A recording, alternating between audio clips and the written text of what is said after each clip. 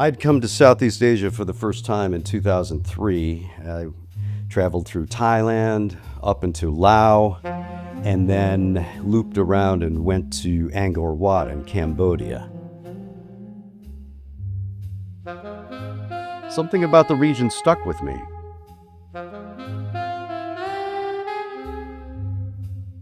I filed it away as a place I might come back to one day.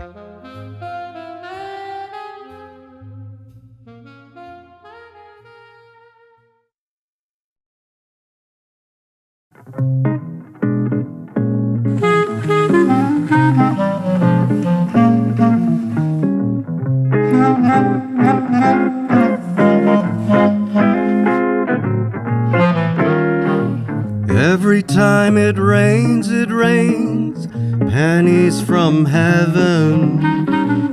Don't you know each cloud contains pennies from heaven? You'll find your fortunes falling all over the town. Be sure that your umbrella is upside down. Trade them for a package of sunshine and flowers. If you want the things you love, you must have showers. So when you hear it thunder, don't run under a tree. There'll be pennies from heaven for you and me.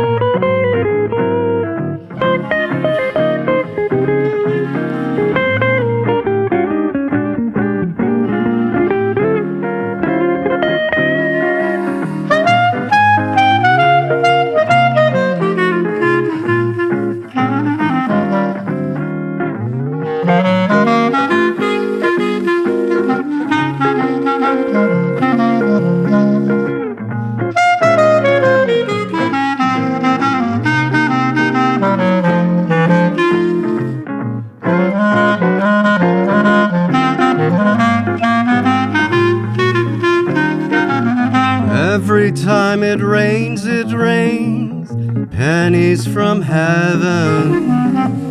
Don't you know each cloud contains pennies from heaven? You'll find your fortunes falling all over the town. Be sure that your umbrella is upside down. Trade them for a package of sunshine and flowers. If you want the things you love, you must have showers. So when you hear it thunder, don't run under a tree. There'll be pennies from heaven for you and me.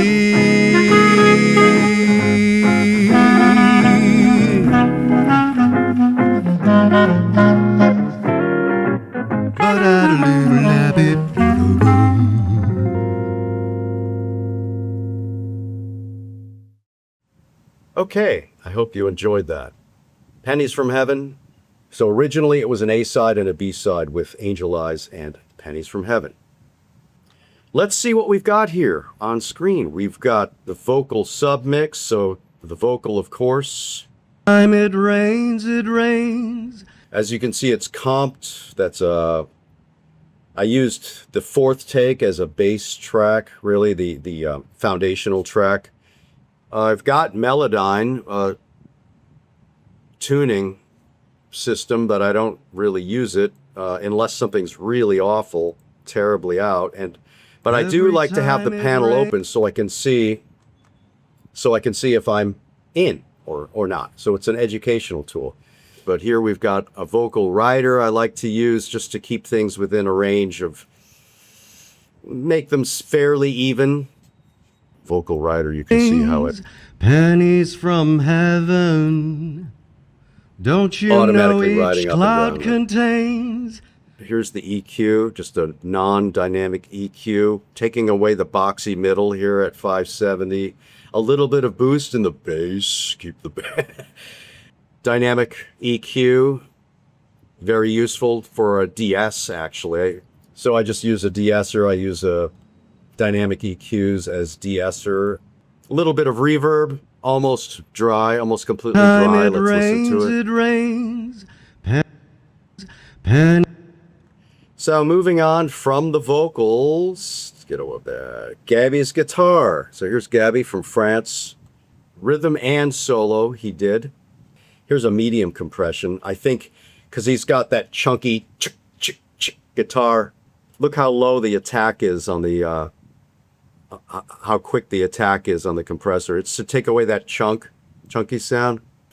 Rolling off the below 100s and rolling off the highs, just so that in case there's line noise, just doing that. Take away the effects. It's quite mellow, quite muffled. I didn't want it to be that muffled, so I boosted it back a bit. So on his solo, I had a bit of compressor. You can see the knee there, just to pull down the pick, the sharp pluck. And just to smooth it, not to get rid of it. Pennies from heaven. Oh, we're not in the solo here. Here it is. I do have a slight compressor on there. It's soft, just to get rid of that. Sometimes the pluck is a little strong. And another dynamic EQ. I didn't want his solo to fight with his own rhythm guitar. Let's move on to Phil's clarinet, shall we? There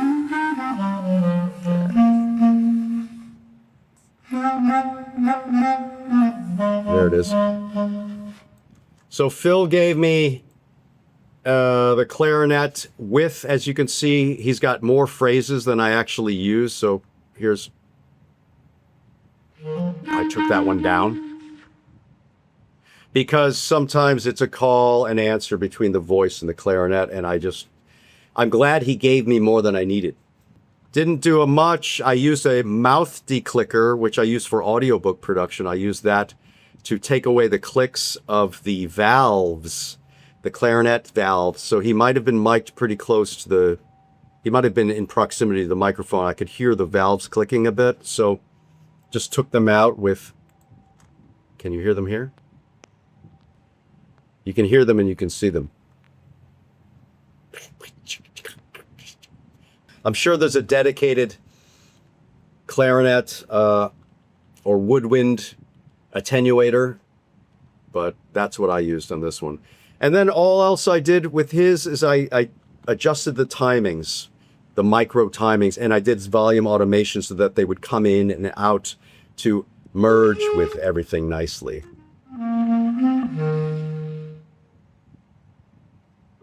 Just like that.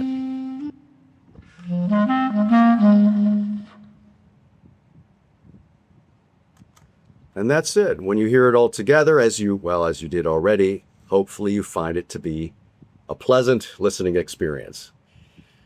Okay, so let's move on to the next song. And thanks for staying with us so far. The next number is You Is or Is You Ain't My Baby.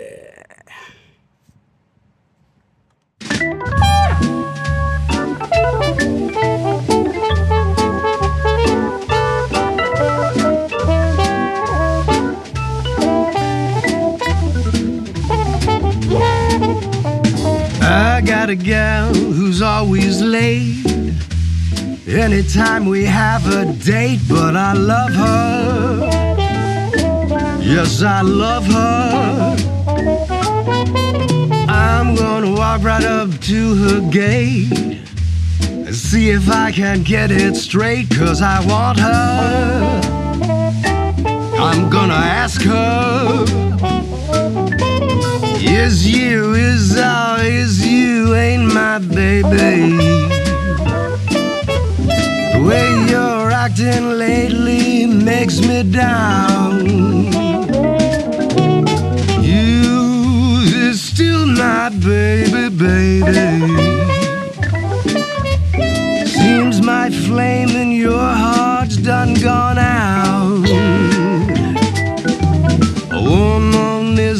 creature that has always been strange.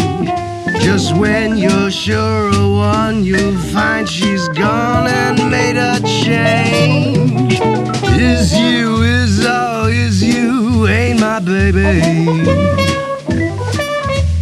Maybe baby's found somebody new.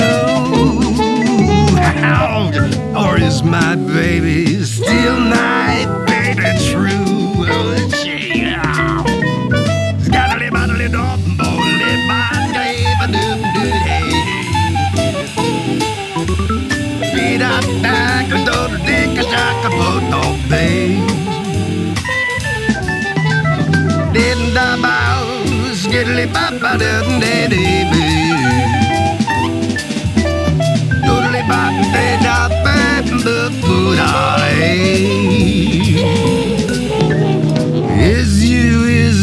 is you ain't my baby.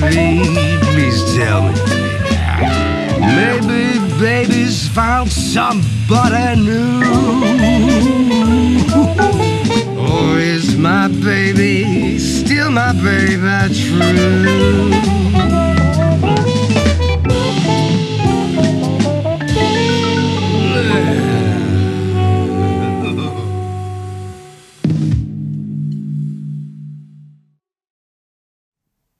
Okay, great. So that's the eternal question. Is you or is you ain't my baby? Something to think about, right? Let's go to the music first, the instrumental. I got a gal who's always late. Anytime we have a date, but I love her. Yes, I love her. Just quickly see that we've got, I don't know how many tracks we had of vocals. I think I did a final comp. I think I did 7 or 8 takes. And the last take, this last take was like the craziest take, or the loosest. So usually the smoothest takes are like take 4 through 6. This time, because I thought I had the take, I said, all right, this is take 8, just be sloppy. And in fact, that was the best take for the song, because it's like it's got this sort of ribald Cookie Monster energy. So I added harmonic exciter, a tube exciter, very slight on the mid-range from 2.35 to 5.6 to help it punch through. So I didn't want it to be terribly smooth, the vocal in this song. So you can see here on the screen, it's just in the mid-range here, and it's not that much. Is it 5.6? What do we have? It's about, yeah, it is. It's significant, but targeted at the mid-range here. And our first instrumental is the drums by Crit. So he was based in Bangkok. And as you can see, we've got everything. I think it's 9 or 10 mics. 1, 2, 3, I don't know. Yeah, 10 mics. Standard drum miking. I mean, the minimum you could probably get away with is 4, 3.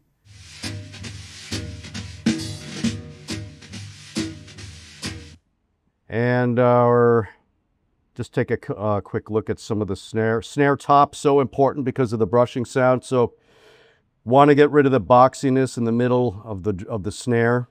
Snare top and snare bottom, so important. Again, with the bottom, add a little bit more bass on the bottom. No compression except on the toms.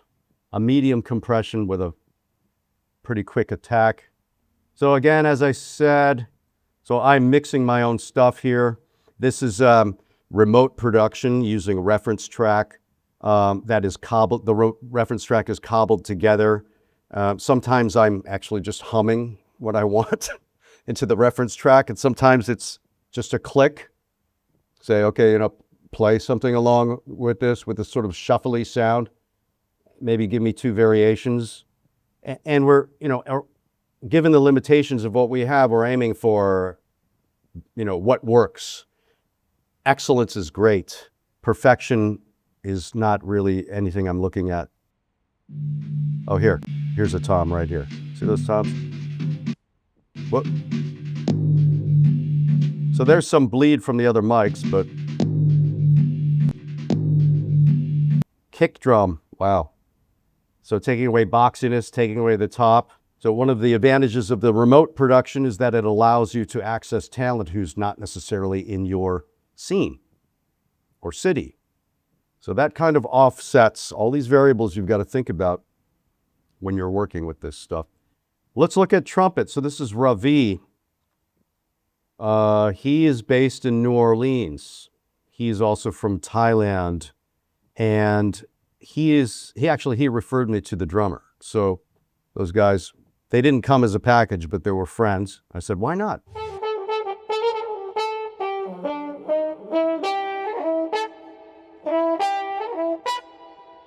We've got a pretty heavy reverb on there. Yeah, I've got a cathedral reverb. I wanted it to be pretty spacious. Look, if you solo an instrument with the reverb, it may sound too large. You've got to listen to it all together, and when it's all together, it doesn't sound too large. The decay sort of merges in to the other instrumentals.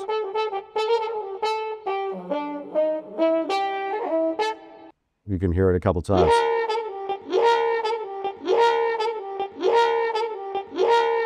This is his solo, so you can see how much, let's move this over. Yeah. This is where a lot of the volume automation comes in. And why am I dipping and ducking so much? Well, it has to do with Rudy's organ coming up next. So we've got Rudy's organ not competing. That's the whole point. I don't want them to fight each other, so we have to duck them. Rudy's organ. Rudy's based in Italy. I specifically wanted a Hammond, I think this is a B3. I have to check. I wanted an actual Hammond with the rotating Leslie speaker. Here we go. That's real Hammond.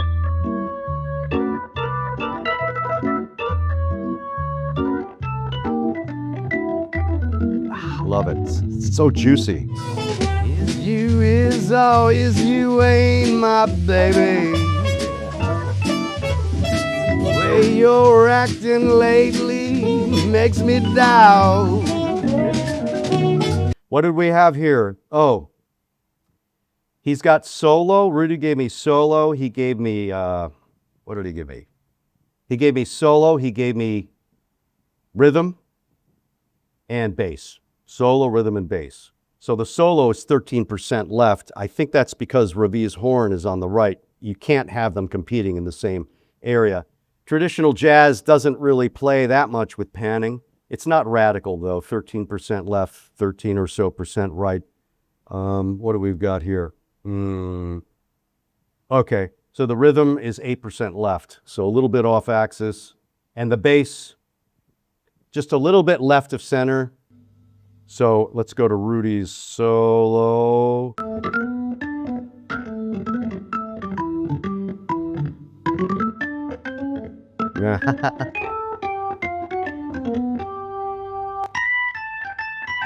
I think Rudy gave me two deliveries of 3 tracks. The first pass was missing something, and then he got it. He nailed it on the second one.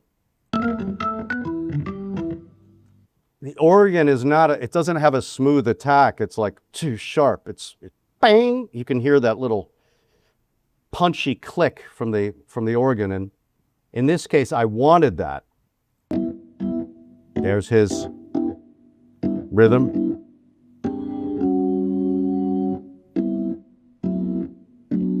Nice. And this is the bass, which is pretty interesting to hear. So there's no stand-up bass in here. It's all Rudy's organ bass.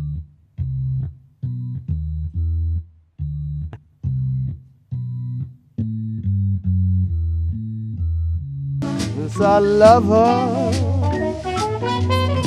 I'm gonna walk right up to her gate, see if I can get things straight. And there we go. That's Is You Is or Is You Ain't My Baby. All organic, vocals all organic. So I don't know where the scatting came. It just kind of flopped out when I was doing this take because it was so ribald. But Ravi's horn is still playing. So you can see here with the automation, it was a real challenge. I didn't want to hog the spotlight away from Ravi, yet I needed, so it's a weaving act. I had to weave this scatting in. If you listen to the track, you'll hear it like weaving in and out of Ravi's. That's a choice. So anyway, that's it. Warts and all. Is You Is or Is You Ain't My Baby. Moving on to the next track is Angel Eyes. I'm Robert Marleigh here showing you some behind the scenes action from Needle on the Rim, recent release, March 27th release. Celebrating International Jazz Day. Yeah. See you after the next number. Okay, so where am I recording? Sometimes I record in the studio if it's a commercial project or, yeah, commercial project. They've got a budget. Otherwise, I record in my own treated space. And I had a portable booth but I've just broken it down. So now I'm recording over here in this improvised cabinet.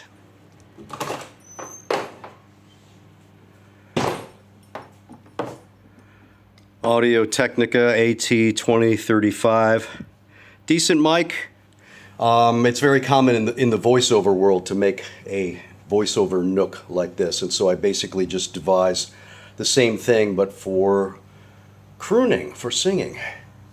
I've got the Scarlett interface. Actually, what I usually do is I'll set up a table or something out here, and I'll go from here, have the Scarlett interface hooked into the laptop, and I'll just do my takes that way using an earbud as a for reference track. Kind of a cloudy day today. Now it's kind of sunny too. Okay. It was raining a little bit. Let me show you my workroom where I do the mixing and mastering and video editing and a lot of my other stuff.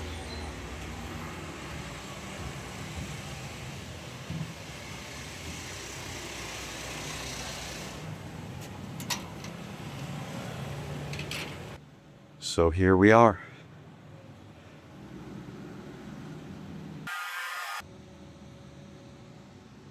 Pennies from heaven. Gotta have the fans here. Studio monitor headphones, Audio Technica. I forget which ones these are. Flat response though, highly necessary. And in between rounds of mixing and mastering, flop out there. This is a work apartment. This is not my living apartment. So, storage, a lot of other stuff. Where the magic happens. Hey, drink up, all you people, and order anything you see.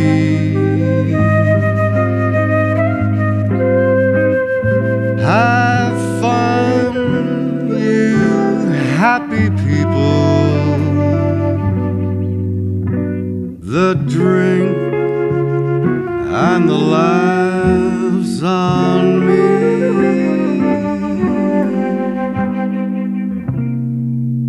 Try to think that love's not around. Still it's uncomfortably near. My old heart ain't gaining any ground, because my angel eyes ain't here. Angel eyes that old devil sent, they glow unbearably bright.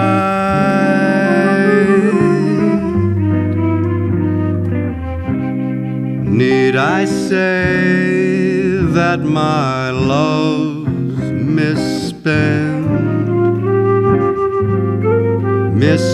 with angel eyes tonight? So drink up, all of you people. Order anything you see and have fun, you happy people. The drink and the laughs on me.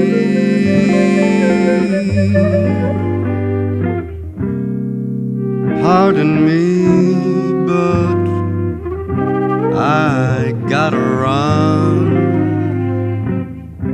The facts uncommonly clear.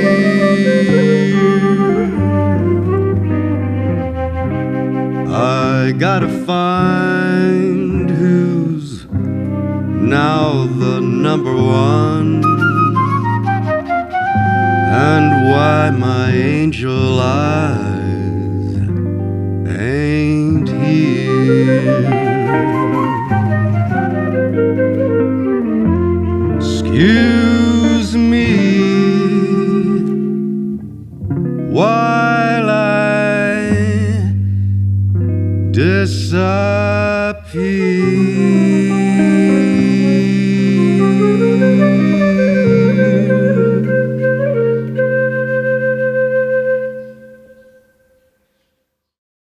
So that's a mellow one, isn't it? Angel Eyes, mysterious. Ella Fitzgerald's favorite song, it's said. A lot of people have done Angel Eyes. I love Angel Eyes. It was the first one I wanted of this record. That was the first we recorded back in May of this EP. And then I thought, okay, well, I need to match it with something. I don't want it to be just a single. I wanted to have an A-side, since this one is so melancholy. So that's where the idea of having Pennies from Heaven came in, just have that be the A-side. So we start right off with Leo's Flute. Leo, based in Siem Reap. He's from the US as far as I know. And here's his flute. We'll solo his flute.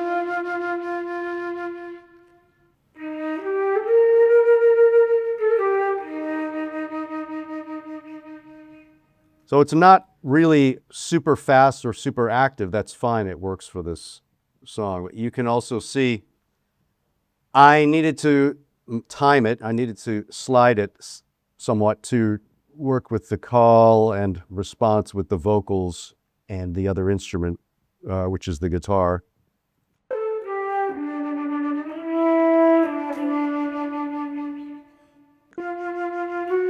It sounds good though.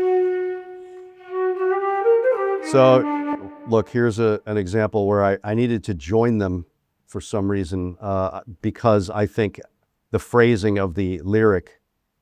Drink and the laughs on me. Yeah, so I needed that to come in. On me, da da da da da da da da. I think before it came in a little later, I wanted to come right after the. What does Leo have on his flute? Soft compression. Oh, I did use, as I mentioned before, so I did a lot of voiceovers, a fair amount of voiceovers, audiobooks, and so forth. RX declick is really for mouth. Actually, is it mouth declick or is it just a declick? It's used a lot in audiobooks because when you're doing reading, the mouth creates a lot of little clicks. So I used it here for Phil's clarinet valves and also for Leo's flute. It doesn't get rid of them, it just softens them. So we've got I used a de-esser setting on the dynamic EQ for Leo's flute just to make sure when it did punch through that if it punched in too much, it was brought down. You can see Here comes a...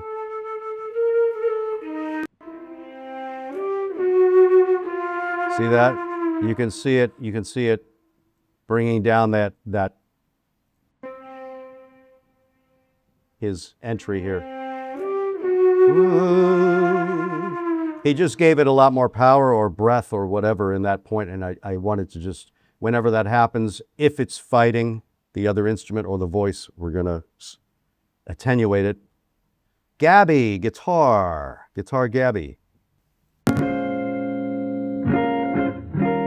This is Gabby, who played also on Pennies from Heaven. He was already, I guess he was already warmed up from doing this recording. I said, hey, do you want to do Pennies from Heaven also? So again, thinking of the A side and the B side, he said, sure. So that came together.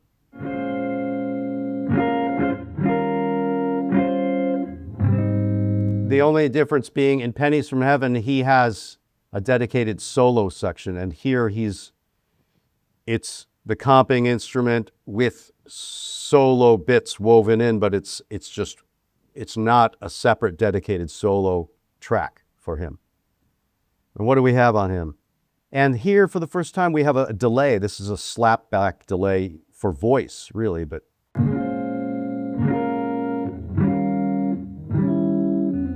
it's very subtle. You can hear it there. Blank, blank. Hear that bit right there? After the blop, blop. It sounds kind of like a plate reverb, but I didn't want to have another reverb in there with the studio, the larger reverb, so I used a vocal delay. It works fine. And this was a basic song to mix. Again, I mixed all of this and mastered it all and learned a lot in the process each time. I'm not at the absolute pro level, but it's a decent level, and that enables me to produce my own stuff, which is cost effective and gives some flexibility. Probably pro people, anyone who's a pro mixer or masterer watching this video they'll see some overt workarounds that are probably unorthodox, but in the end, it sounds good, so that's what I did. Initially, I was going to add this at the head. This is the last thing, a sound effect of chatter. People chattering and talking and discussing as if it was a bar or pub situation. Sometimes I like to add sound effects. In this case, I added it and then took it out. It didn't work. But let's listen to why. We have to we have to listen to it with where are we?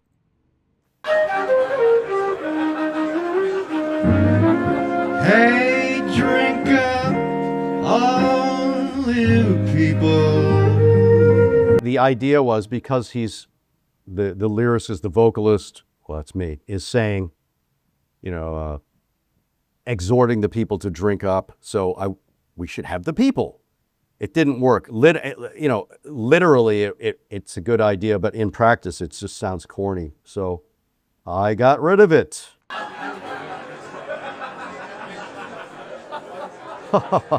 No. It's worth trying. I mean, there are sound effects in some of the other, in one of the later tracks, you'll hear, there's two of the later tracks have sound effects, and in those cases, it works. So that is Angel Eyes, pretty much. Hope you found this insightful. Coming up next is a Dadaist reworking of an original alt-rock song as a big band number. So we'll meet up again after the next song, which is Bad Guys. Just taking a break from editing, guys. This is the Breakfast of Champions. Note the eco-friendly outer covering. I like that. This is the self-reflective part of the video making process where I take a break, eat some snacks, have some espresso, double espresso I got over here, and then get back to editing. See how lovely the flowers are they gave to the Buddha?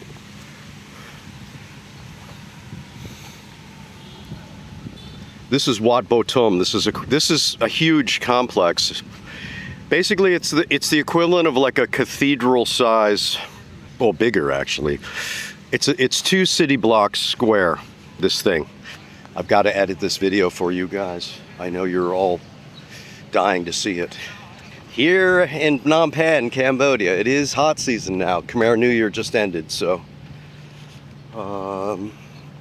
rainy season hasn't started really. So this is the hot pocket. This is the hot pocket between not really cool season, between March and the rainy season. Folks who may not know the history of the region, the Khmer Rouge persisted until the Vietnamese army, still rather fresh from evicting the US, decided to put an end to the cross-border incursions. Khmer Rouge were undertaking cross-border incursions, and finally Vietnam had enough and came in and said, okay, that's it.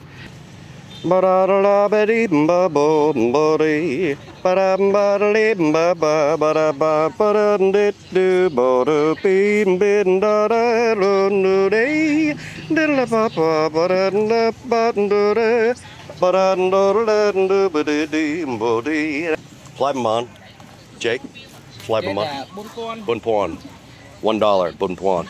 Okay, some moi. I'll get one bunch of bananas.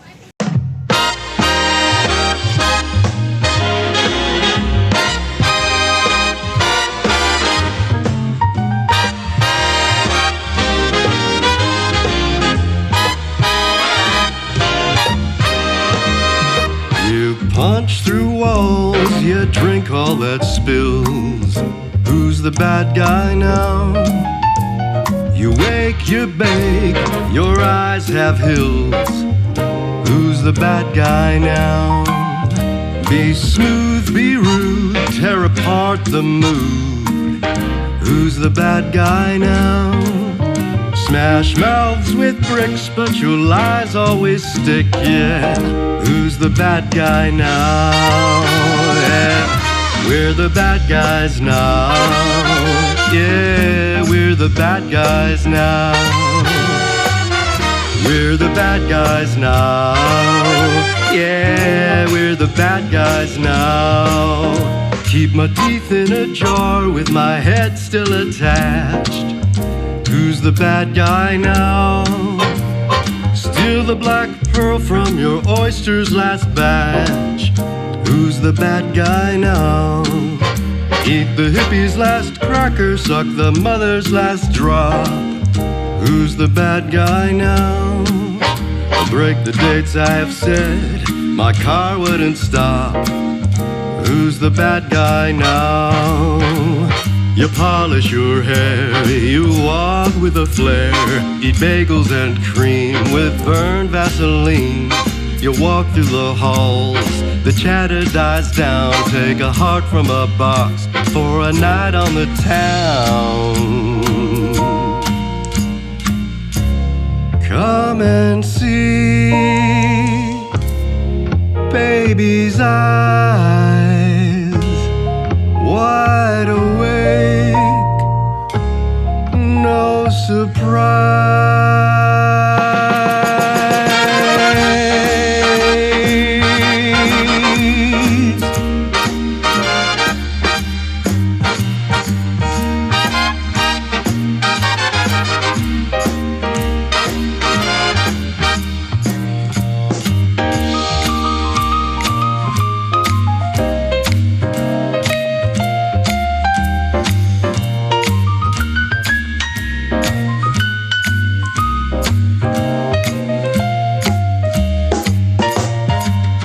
For a sign, but we would not believe. Who's the bad guy now? The heavens may push, but we will not leave. Who's the bad guy now? Let's scatter our sin, we shoot from the hip, yeah. Who's the bad guy now? We're the drunken crew on our final trip. Who's the bad guy now? We're the bad guys now. Yeah, we're the bad guys now. We're the bad guys now. Yeah, we're the bad guys now. We're the bad guys now. Yeah, we're the bad guys now. We're the bad guys now. Yeah, we're the bad guys now.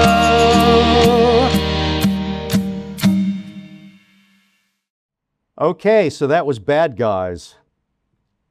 Bad Guys is kind of an experiment.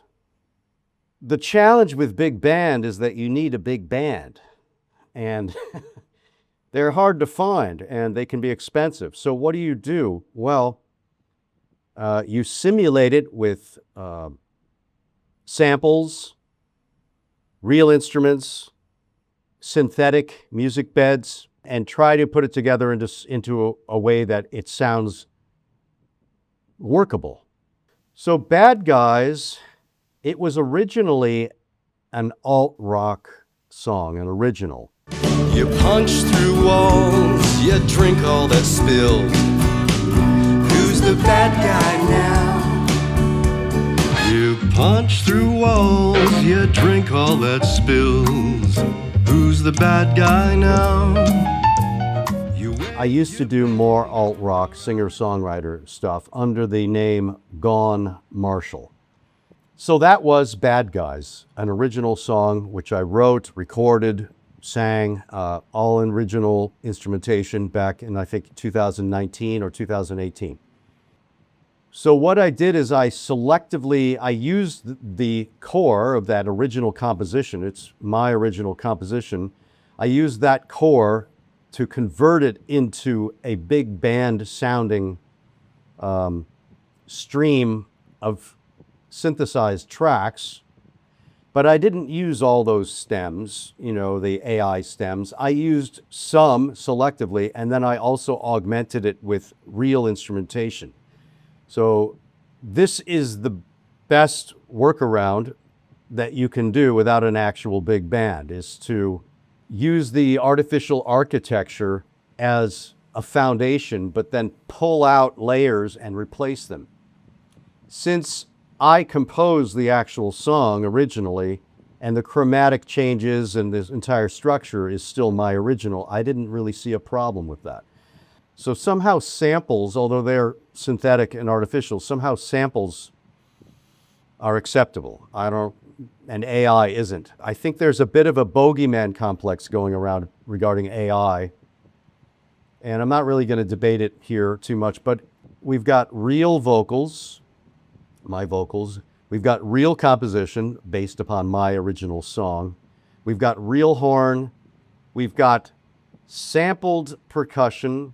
We've got real percussion, 3 tracks of sampled percussion, and then we've got some AI architecture as the foundation. Here's the actual trumpet. So Herbie, who did the trumpet work on Is You Is or Is You Ain't My Baby, I asked him to solo, to do 3 passes on this number. So it's not a tripled or doubled single. It's not one take that's been doubled or tripled. It's 3 passes with some chromatic differences, which is fine because you want it to feel expansive, and it's panned strategically to make it sound larger than one guy playing the same passage 3 times. So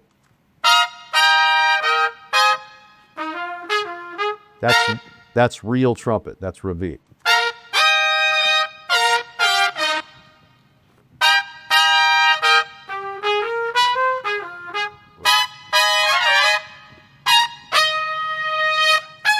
So there it is again.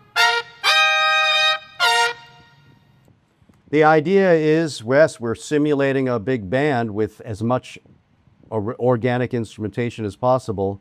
I'm not encouraging people to go ahead and discard authentic instrumentation at all. In fact, I think a lot of people haven't talked about this, but I think actually some effects of AI-generated music will be what we've got here, which is to use it as a sketch pad and then replace it with hired actual musicians. So you're composing it, sketching it maybe with AI, and then replacing all those AI stems, which are full of artifacts anyway.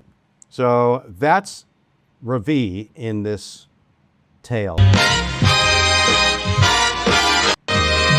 You punch through walls, you drink all that spill.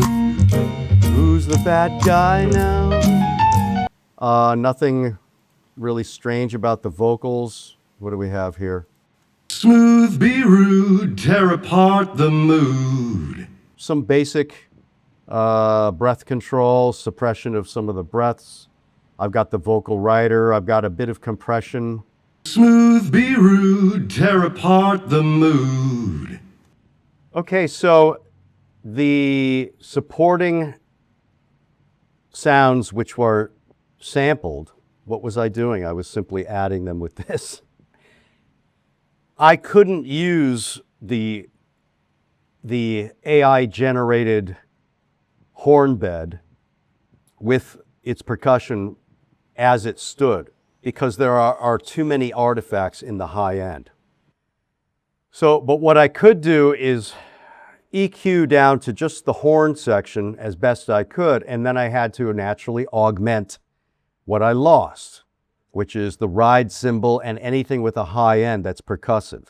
Clicks, those are natural, these are organic, but also the ride cymbal percussion that depends upon the higher frequencies. So we've got ride cymbal. That's just me.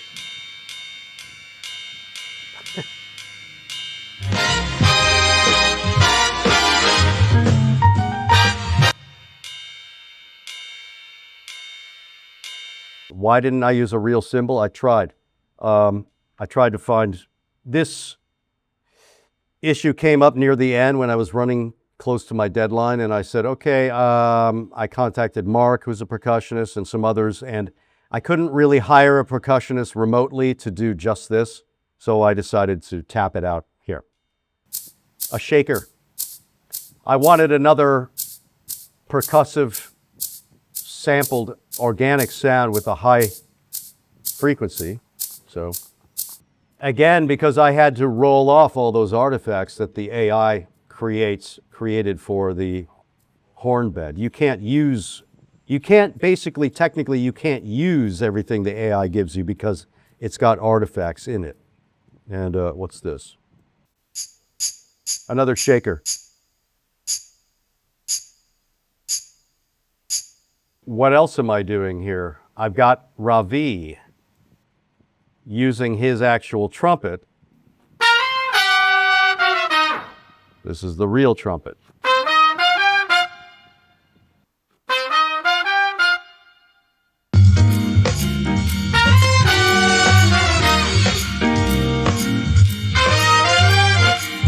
So basically it's just a matter of, I wanted a big band sound. There is no big band in Cambodia. There are some brass ensembles now finally forming. But an actual big band, I would have to travel to Bangkok and then arrange that as a special, so I wouldn't do that as a one-off on an EP. I would have a big band record, which is something I'm thinking of doing next, which uses the actual big band. But I needed to experiment to see, does the big band work with my voice? Does it work with my sensibility? I'm not going to invest. So it comes down to really practicalities. I'm not going to invest in a big band on spec if my financial resources and time are limited. So that's my choice. I don't expect everybody to make the same choice, but that's what I did. So this is on the original percussion track from AI-generated percussion track. I tried to roll off all the high end here as well. So what I did is I went into RX, Isotope RX, and I spent a lot of time sweeping through and learning where the AI-generated artifacts were and removing them as best I could with RX. So I got something that was cleaner, but still had to be EQ'd. The kick is good. The high end, though, Who's the bad guy now? all natural, organic vocal, by the way. You wake, you bake, your eyes have hills. You wake, you bake. Possible reference to someone waking up and getting stoned. Your eyes have hills. That's just an inversion of, there's a famous horror film called The Hills Have Eyes. So I just inverted that, and also because I like that movie, and also it rhymes. So you can sweep through and listen to the lyrics and hopefully get something out of it. That's Bad Guys. Coming up next, we've got a real treat for you. Hopefully you enjoy it and you'll probably recognize it. Thanks for staying with us so far. I'm Robert Marleigh here, looking at some of the behind the scenes mixing and making of Needle on the Rim. All the best. In my eyes, indisposed, in disguises no one knows, hides the face, lies the snake, and the sun in my disgrace. Boiling heat, summer stench, 'neath the black the sky looks dead.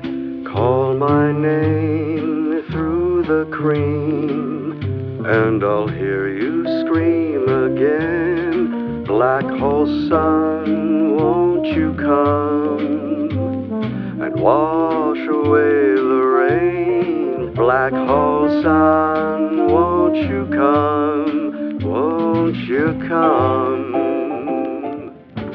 Stuttering, cold and damp, still the warm wind, tired friend. Times are gone for honest men, sometimes far too long for snakes. In my shoes, walk in sleep. In my youth I pray to keep heaven send hell away. No one sings like you anymore. Black hole sun, won't you come and wash away the rain? Black hole sun, won't you come, won't you come? La-da-dee, la-da-doo, do-da-la-bee-da-dee-da-doo, zo-da-da-lee-ba-dee-doo, ba-da-doo-da-dee-ba-dee-dee, ba-da-dee.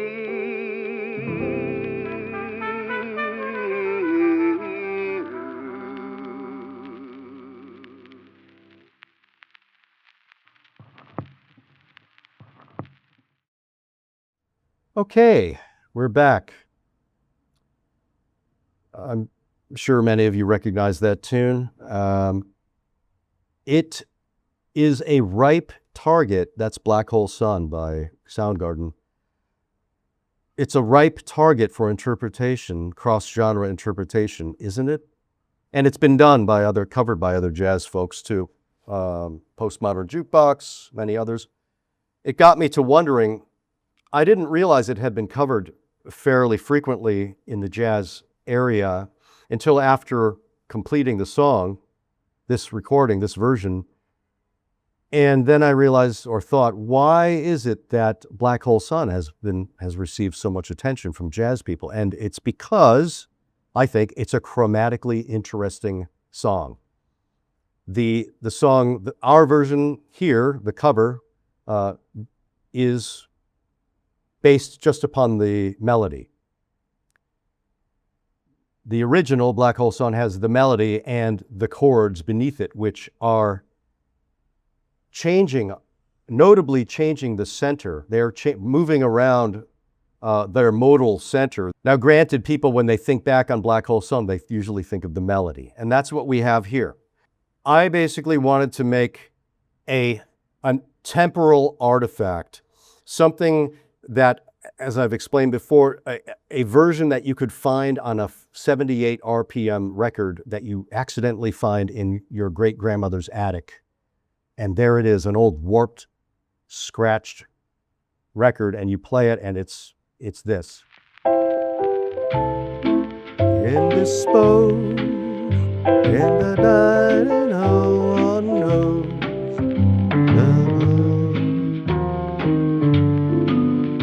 It's basically a simulation of an artifact from a previous era. So in simulating that, because this is a vocal EP, I needed to think about the recording technology from the time. And ribbon mics, that's what allowed sensitive ribbon microphones, which came along. They were introduced in the late 30s, I believe. That's what allowed the crooner to come along. The crooner being someone who didn't have to belt the whole song. You could use sensitive phrasing and your vocal dynamics because the microphone was sensitive enough to pick it up. That was the starting point for this sound. So this is the primary, the bass filter on the vocal track, on my vocals, stripping away everything above 8,000 and everything below 142, leaving this central cone of viability. The main submix has a plate reverb. That's the kind of reverb they would have used back then, most likely, a plate. So in accordance with the times, we've got this EQ is basically simulating the responsiveness of early recording technology, which was inferior in terms of dynamic range. So here's what it sounds like without the EQ treatment on the voice. Snake and the sun in my disgrace, boiling heat, summer stench. So you can tell there's proximity there. I'm like one hand away. There is a pop filter, but even then the mic is off axis, not just to eliminate the puffs of air and the S's, which are still present, but because the lyrics of Black Hole Sun are, though interesting, they're so random and like Dadaistic that I couldn't remember them, actually. It was really hard to remember, so I had to use the cue sheet, the lyrics. Face, 'neath the black, the sky looks dead. Call my name through the cream. Now we've really got it. And I'll hear you scream again. So this is the voice is completely organic, not tuned. Over here, what do we have? Well, I do have synthetically generated stems for the music track. The reason why I didn't have any compunction about it this time is because I knew I was going to mutilate it. And this is the mutilation that occurred, stripping away the highs and the lows again to simulate the old speaker. How did I generate it? Using a number of different passes on AI music generators. It wasn't easy, actually. People who haven't used AI to generate their tracks think it just pops right out. So I had to build up a reference track first. If it's a simple, sloppy reference track, I'll use a DAW like this, and I'll do the bass or the percussion first. I'll do a basic mix and fix the timing. Then I'll feed that reference song into a music generator and have to shape it and hope for the best. You have to push it and squeeze it. And since I knew I would be mutilating the sound anyway, I didn't really care that it was AI. And what else did I have? Now coming back to my cinema background, sound effect, actual old vinyl crackle. In terms of the crackle, yes, I tried a whole bunch of different outputs without the crackle. And in the end, even though the crackle is a bit of a trope, say I was trying to fight the trope, like, oh, it's got to have the old record crackle. Don't put it on there. In the end, it actually, it does work as a signifying device for old. And that's the point of this track. And finally, we've got another sound effect down here, which is the end of the record.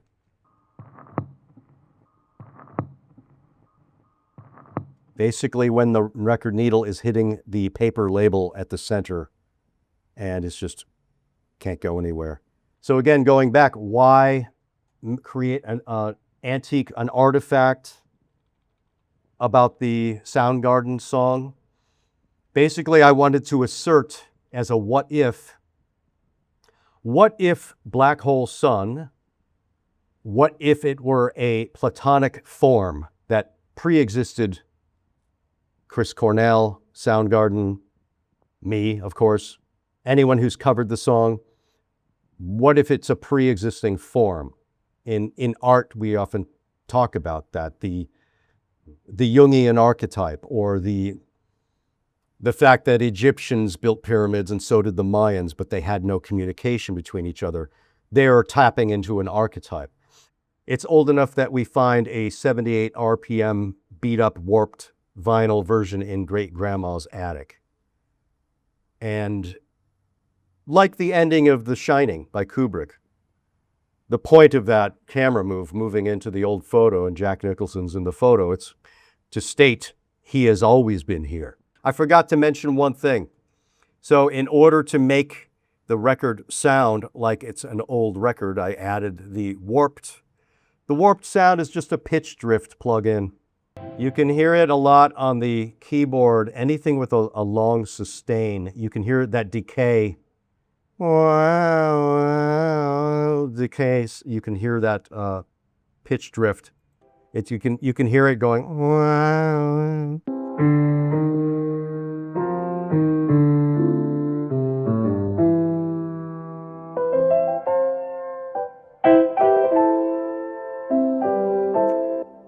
So there's the crooner version of Black Hole Sun, 1930s speakeasy crooner version, pre-ribbon mic version.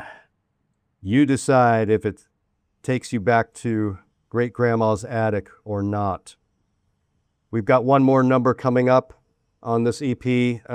Needle on the Rim is the name of the EP, and this is the title track coming up, Needle on the Rim, which is influenced by, you could say, the cut-ups of William S. Burroughs and the sensibility, the hard-boiled gumshoe sensibility of Raymond Chandler, amongst others. So hope you enjoy it. We'll be back after that song plays. I'm Robert Marleigh. Catch you later.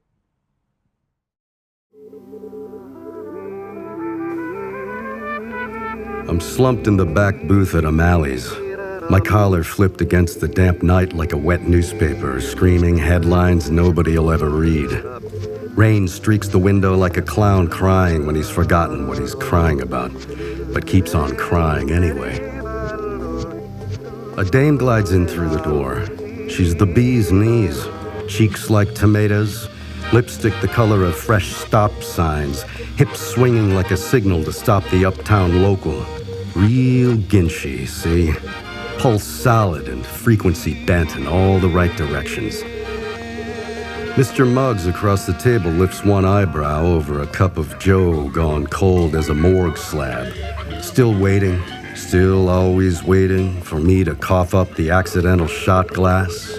The whole razzle-dazzle, the works. Uplink me already, say his eyes. I lay it on him. He shrugs it off like lint on a cheap suit, and the lint shrugs back. She smiles at me. My head drifts away from cheap rye and thin sleep. My brain's doing the electric slide on wet linoleum, quantum fried, signal dead. I picture the greaseball I zero-clocked last week in a Bronx walk-up. There he was, hunched over Welsh rarebit like it was prime rib, beamed down from the moon. The grease ball was scarfing cheese toast, belly aching about bread dough vanishing into the thin air pockets of Avenue D, before his hand got flattened in a hidden Cubano sandwich press. Guys' ratty brown drawers flapping through a pants hole like escaped laundry ghosts. Nano-stitched at best. Data ghosted at worst. Go figure.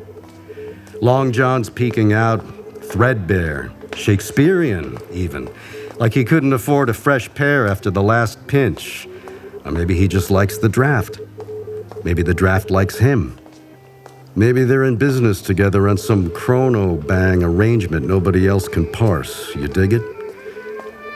Every small-time heel in this flop knows the score. Years pile on like unpaid tabs. You turn grayer, slower on the draw. You do good work, but you're as slow as molasses in January. Slow as molasses in January. Not exactly grid-wise anymore. Not exactly in the groove. She's ordered another drink, a gin and tonic. Our eyes meet and we clink glasses from afar. The joint's jumping now, synth real and beautiful. I look around and see the players finally strolling in, flux flummoxed and fashionably late as always. Wobbly Dick Parlor, Styx McGillicuddy, Roscoe P. Coltrane. Whole pack of void cats. I may croon a few numbers with them later if my voice holds out, but I've got a knuckle sandwich to deliver to someone special first. Priorities, you see, always priorities. Word is, the whole damn outfit's itching to phase out without squaring the tab or leaving a forwarding address or even the smell of a final note. Just the ghost of an empty envelope. Not even that. Just an outline where the envelope once stood, wavering on its furthest edge, indecisive and gaunt. All right, let me try again. Number 5, number 6, number 7, number 8, number 10. Huh. The neon outside flickers like a bad heartbeat auditioning for a sickbed after-school special. I order another rye. Then the rye orders me. I drop a nano inside for kicks and it comes clean. We come to an agreement. Don't flip your lid, kid, I tell myself. Stay on the level. She's laughing now, razzing Styx McGillicuddy as he tightens his head. Styx was always known to have the tightest head this side of Davenport, where legions of burrito bums laid waste to the ruins of musky Dolomite church corners crying, "Rain on the window, Joe going cold. Another night older, another night sold.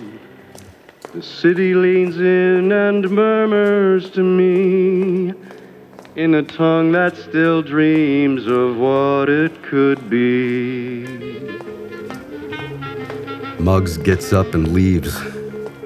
Just like that, he's gone. Muggs was never actually there. But he left a hat that doesn't belong to anyone else as far as I know. I pick it up. I'm a professional. The city leans in close and whispers to me in a tongue that still dreams of what it could be. Shadows play hopscotch with logic on the wet sidewalk. Nobody winning, nobody keeping score. This is real play. Before the game died, an old lady floats by on a hoverboard, her dog pulling her forward. Yeah, why not? Gotta earn your keep somehow. The chalk's already washed away before the first square gets drawn. Case is closed, gentlemen. That'll be 500 clams. Pronto. Cash only, please. I'll take a neuro chip straight to the cortex, too, but it'll cost you double. In the meantime, I'll be sitting in a back booth at O'Malley's, collar up, waiting for a doll in stop sign lipstick to float through that door again. The city's bending backward for her. Chrono bent, frequency alive, gloriously and professionally wrong in the process. Rain on the window, Joe going cold. Another night older, another night sold. The city leans in and murmurs to me in a tongue that still dreams of what it could be. Good night, everybody.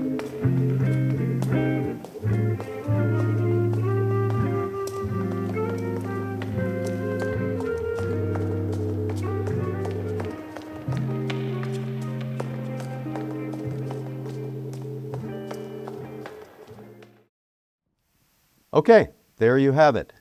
Needle on the Rim, the title track from the EP, vocal jazz EP, Needle on the Rim.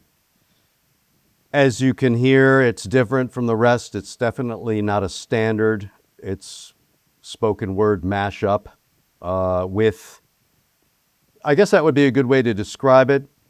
It's something like the audio equivalent of the cut-up technique that William Burroughs and Brian Geisen used. Brian Geisen, really the pioneer of that. Since this is the culminating track of the record, I wanted to find a way to bring together all of the strands that appeared in it, from the standards all the way through the more experimental stuff. And the way I settled on doing that was using the narrative device of a future retro gumshoe private investigator in Indochina, with the interplay of the snippets of the different songs from the record rolling past his monologue. Now, some of these snippets are, let's take a look on the screen, some of these snippets are reversed, some of them are heavily processed. There are sound effects in here, so it's cinematic. It's leaning towards the cinematic. One of the things that influenced me was, from living in and working in Southeast Asia for so long, was something that I found resonance with in that book, Naked Lunch by Burroughs, and the notion of the interzone. The interzone is a place, a location that's constantly shifting and constantly changing structure. I found, especially in Phnom Penh and in Yangon, I was working in Rangoon, in Yangon, I was working at the U.S. Embassy American Center for a year. And both of those cities were undergoing extremely rapid development, to the point where I found myself sometimes visiting a neighborhood or a street or a location, a part of the city I hadn't been to in a month or two.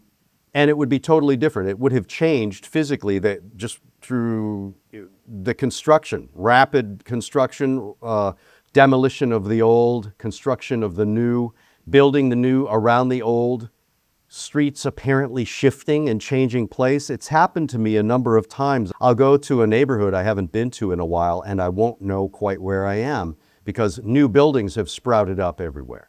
So that's what informed the notion of the interzone in Needle on the Rim. The protagonist of Needle on the Rim is a private investigator, mulling perpetually, and you might argue, mulling a case.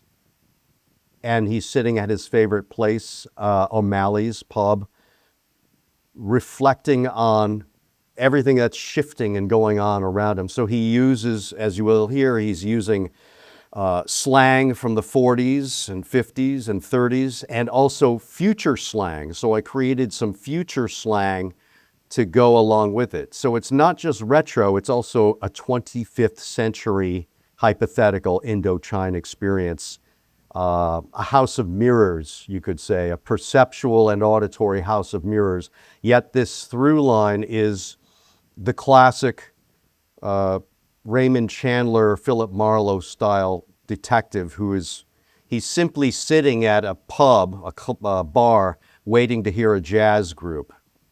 And that's the premise of his activity. That's all, and he's ruminating about a case and reflecting and thinking. So let's go ahead and look at some of this. We'll play through the beginning, and I won't go through it all because it's 7.5 minutes.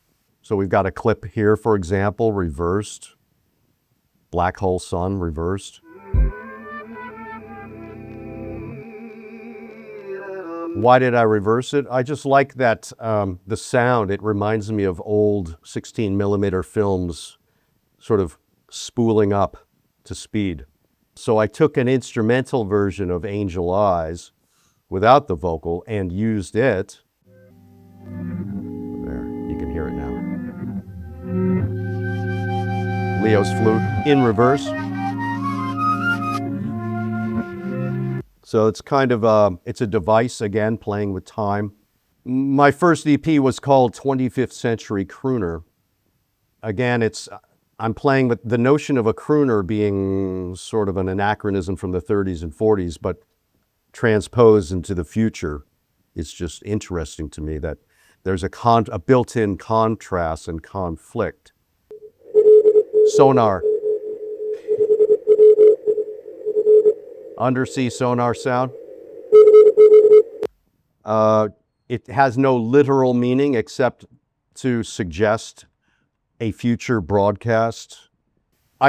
It was written, I wrote it fairly rapidly. One of the motivations for putting this track together actually was I needed a track that would culminate. It would be the apogee or culmination of the record, the EP, the needle on the rim. What do we have real quick? We've got the vocal writer. Slumped in the back booth at O'Malley's. My collar flipped against the damp night like a wet newspaper, screaming headlines nobody'll ever read. It's not really writing. Rain streaks the window like a clown crying when he's forgotten what he's crying about. So those are, in terms of the content of the narration, rain streaks the windows, the gumshoes talking about he's setting the scene. I thought of vintage noir detective films from the 40s and Philip Marlowe and Casablanca and Raymond Chandler. Yet this is set in the future. There are some slang terms in there you'll hear where he's talking about I dropped a nano in the drink for kicks. He's referring to a miniaturized drone that he uses to check his drink to make sure it's not been tampered with. The reverb here is a medium hall. You can hear it. Let's just solo. I'm slumped in the back booth at O'Malley's. My collar flipped against the damp night like a wet news. Rain streaks the window like a clown crying when he's forgotten what he's crying about. The dialogue it's verging on being a little heavy-handed and corny. That's fine. That's what I was aiming at. Hovering on the edge of being trope-like and inhaling that. There is compression on the vocal. It's a soft compression. I think this is one time where I use compression for a graininess in the voiceover. A dame glides in through the door. A dame. So retro slang, a dame. But she glides in. I didn't quite make it clear, but she floats in. So there's an anti-gravity situation happening here. Pulse solid and frequency bent in all the right directions. Frequency bent. So shared frequency initiative. That's the Camerado effort that pulled this together and produced this record. Mr. Muggs across the table lifts one eyebrow over a cup of Joe gone cold. So every detective has a sidekick. That's Mr. Muggs. Still always waiting for me to cough up the accidental shot glass. So this one is, let's solo. This is slowed down and reversed. This is the scat section from Is You Ain't My Baby.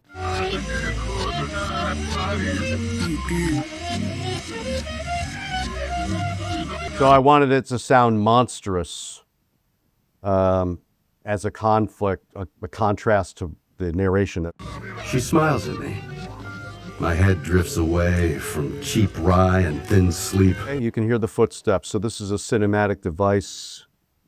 There they are. Is that it? Yeah. Heavily reverbed.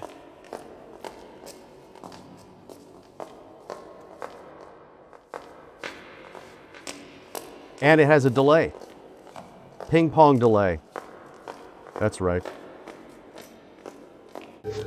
You do good work, but you're as slow as molasses in January. Slow as molasses in January. Slow as molasses in January. That's what my first grade teacher put on my report card. She said, he does good work, but he's slow as molasses in January. I grew up in Ohio. So molasses, when it's, do I have to explain it? You can figure it out. The joint's jumping now. The joint is jumping. The joint is retro slang. It's real slang from the 40s and 30s. The joint is jumping. The place is jumping. Synth reel. So synth is a future slang devised for this track. Joint's jumping now. Synth real and beautiful.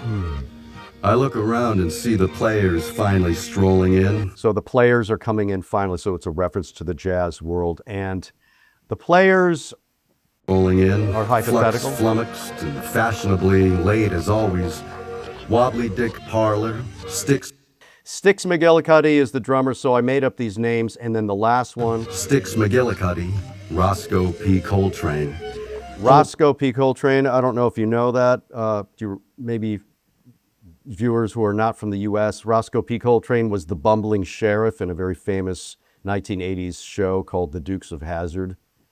So there's a slight reference to John Coltrane also, not diminishing John Coltrane, but it's a word play.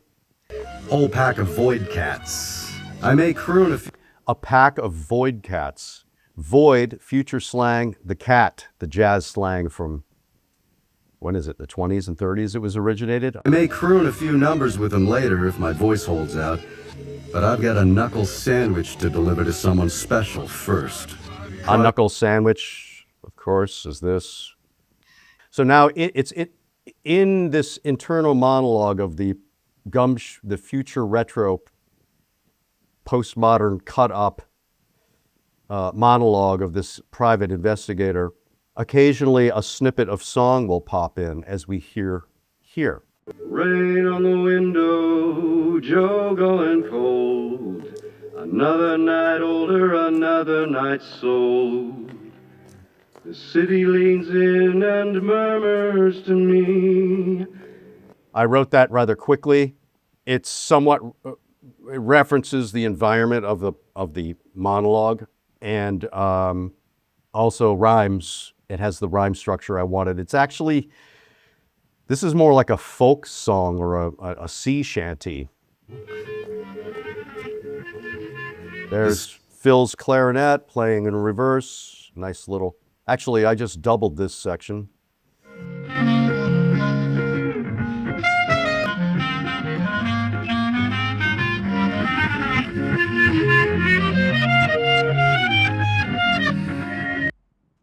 So it's going forward and then it suddenly pivots into reverse, time shift. The whole interzone concept I was telling you about. Gloriously and professionally wrong in the process. Some sound effects, as you can hear. Case is closed, gentlemen. That'll be 500 clams, pronto. He solves his case somehow in his mind at least, and then the crowd applauds. A connecting device between the internal monologue and the external world. 500 clams, that's a slang from the old days, $500, 500 units of currency. Case is closed, gentlemen. That'll be 500 clams, pronto. Cash only, please. I'll take a neuro chip straight to the cortex too, but it'll cost you double. So there, he's going from clams, that's a retro item, to a neurochip to the cortex, so leaping again into the future. Again, we have this clash of time zones, the interzone. If you've spent time down in a fast developing environment, cities that are building rapidly where there's a lot of construction, it can be disorienting when suddenly an entire new shopping center appears in a place where you didn't expect it. The city leans in and murmurs to me. This section here, the song sections, are EQ'd using the same EQ filter I used in Black Hole Sun, but not as many of them stacked up. So it sounds, I guess you could say it's a stylistic device to link it to the sound of the Black Hole Sun vocals. You can see the high end and low end is totally shaved off here. Joe going cold. If I don't have that, The city leans in and murmurs to me in a tongue that still dreams of what it could be. why didn't I leave it? Why did I put the phone filter on? I output a bunch of variations, and it needed to sound slightly different than the narration. So otherwise there would be no separation in conceptually. If the narration is his inner monologue or what's actually his spoken monologue, the sung vocal bit has to be different. This is real play before the game died. That's a reference to Jim Morrison says in his poetry book, The Lords and the New Creatures, when play dies, it becomes a game. And I thought that was interesting. Play is essentially unstructured. There are no rules. Then, with the imposition of all these rules, play dies, and it becomes a codified thing. Structure implanted upon fluidity. I mean, the comparison would be kicking a ball around for fun with a friend, and then playing in the World Cup, where the rules are very rigid and codified. What is the qualitative difference between those two phenomena? That's what it's saying here. Play hopscotch with logic on the wet sidewalk. Nobody winning, nobody keeping score. This is real play before the game died. An old lady floats by on a hoverboard, her dog pulling her forward. An old lady floats by on a hoverboard, so she's floating on this anti-gravity board. At least that's what I envisioned. And her dog is pulling her along. An old lady floats by on a hoverboard, her dog pulling her forward. Yeah, why not? Gotta earn your keep somehow. And the ending, we close out with footsteps departing, some more sonar. Good night, everybody. Leo's flute.